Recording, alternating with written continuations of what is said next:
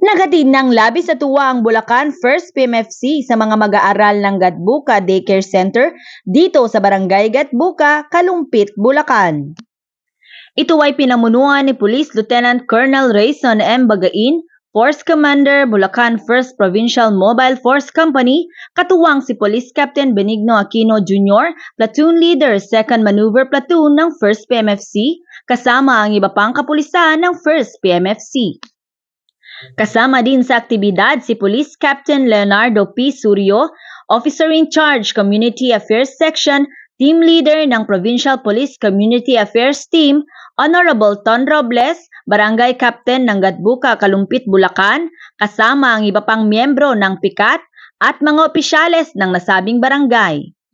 Naghandog ng food snacks ang mga nasabing grupo para sa mga mag-aaral ng Barangay Gatbuka Daycare Center. Layunin ng Bulacan PNP na makapagpaabot ng tulong sa pamamagitan ng pagsusulong ng iba't ibang programa upang maiparamdam ang nararapat na pagkalinga at pagmamahal sa mamamayang nasasakupan.